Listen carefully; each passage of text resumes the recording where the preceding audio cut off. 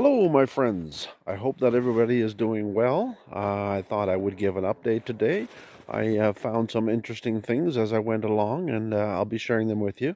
I'm outside right now, and the reason being is I'm going to try to flip the camera and show you from the outside what the place looks like. Yeah, so if you look on the right there, that would be the main house, and that was built, we figure, somewhere around 1890. And then the second part where you see the porch there, that was probably about 1920. It's hard to say when the garage was added on, but as you can see, there's a couple of garage doors and then there's that section in between. Now, the overhang on the garage is quite long, so it makes the wall look shorter. And of course, there's a pile of stuff, snow and everything against there. So it looks like a really small area, but it is actually a bit deceiving. So I'll get a little bit closer here without trying to shake too much. And we'll have a look inside here and see what's been happening. So as you can see here, this is the door and the overhang. Now, it might be a bit hard to see here. There we go. There's quite a distance there where it drops down. So this door here is actually going to be raised probably about 8 inches. And once I get inside here, there we go. So I'll spin around here at that door. So yeah, so up to there, and then from the floor there, so that's going to get raised up so that we're probably running about 8 feet between the top and the floor. So some interesting things I found. One of the things here is a chopping block. I don't know how long it's been here, but as you can see, it's chopped many a log, and it's as light as a feather now. And I asked my landlord if he might want it, but I guess he doesn't, so I will probably just put it in the backyard. Now, interesting, that chop block, I'll show you something else over here, which is the other room, the bathroom for this breezeway will be part of the house. Now this is the porch, the old porch. And if I get in here, there is this amazing old cook stove that actually was operating when I got here.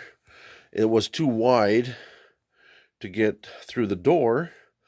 And so actually before I built that wall, it got moved into this back porch.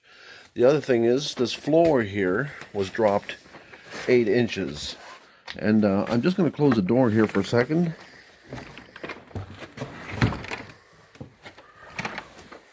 Simply to show you, if you look up there, that gives you a good angle. You can see how much that door was cut on an angle, and the reason for that is that the porch initially had sunken so far down on the left wall here, the outside wall, that I imagine they had somebody come around every couple of years to shave off another little bit off that door, and eventually it got to be that crooked. And the reason it's dropped, of course, is because I dropped the floor.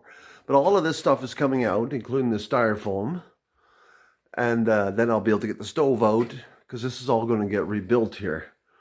Now, the other interesting thing is when I empty the rafters up there, I found some very interesting antique panels.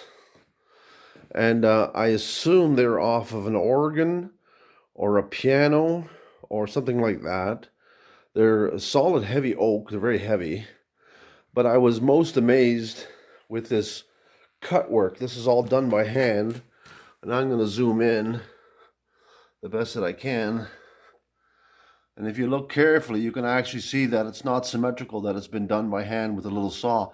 But wow, that must have been amazing when they did that. I imagine nowadays it's all done with machine and it's all perfect, but to come across something like that. And I'm not sure what I'll do with it. I might repurpose it and make something out of that. It might make an awesome little hutch. Or something else, I'm not sure yet, but anyway, it was an interesting find up in the attic there. So now I'm just gonna, I got my ladder set here. I'm just gonna, yeah, so I've climbed up into the attic, and that's basically what I'm dealing with. So this is going to be a loft here. Now if you look up here, that's why I said they probably didn't use a tape measure. Very interesting. I did notice I started to remove a couple of the boards of these 2x4s, and they are put in place with round nails, so that's interesting. So I've got these beams. There's a couple of 16s and a couple of 14s in there anyway, and this is the original 2x8 or 2x8.5 material, which I'll be running a beam about where the styrofoam starts, and I'll be going underneath these 2x4s. I'm gonna try to spin around. I hope I don't make you too dizzy here, but anyway, so it'll go up to the concrete wall. So I'll have to knock a block out of there, and maybe some shims, and then the other beam is going to be approximately where that 2x4 is. It'll also come across here, but then on this side here, this is actually where the stairs is going to go. So there'll be a post here about where the ladder is. Oh, hope this isn't all too dizzying. There's going to be a post where the ladder is, and then that beam will carry across to approximately where that 2x4 is.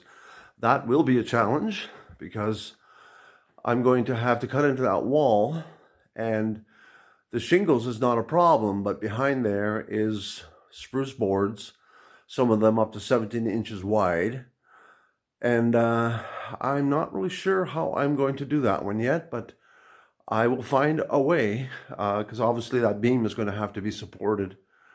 And the same thing with this thing here, this middle beam. Once I have the other two beams in place, if you can see it, it's just up against the wall. So that whole entire beam is going to get shifted 4 inches or so to the left into the wall. It will continue to rest over there, and that would in the end give us about 3 full beams. And then on top of that, so then these 2x4s, as I said, I was starting to separate a couple of them already, but they're going to get doubled up. So the one on the left there is going to get shifted to the right, and then there's going to be another 2x4 that goes in between there to stiffen the whole thing up. So we'll basically have a 3-ply 2x4 beam about every 32 inches. And yeah, so now the other surprise is I'm going to show you the material. Please don't cry, but the landlord showed up, and there is the material that I'm going to be working with. All right, you can see it's full of nails, and as I said before, normally I wouldn't be bothering with something like this, but here's what I'm going to do. I've got a grinder, and it'll take me less than 10 minutes to get rid of every single nail, and then at least I'll be able to work with the material. And hey, we're recycling, what can I say? All right, so I'm going to, all right, so you basically, I've laid out what the next project is going to be. Oh yeah, as you can see now, I've also ripped out all the old wiring. The light there's just hanging there temporarily to give me some light to work here. But yeah, for the most part, it's I gotta start, and that's all it takes. Well, thanks a lot for watching. My name is George Overbeek. Give this thing a like if you want, and we'll see you next time.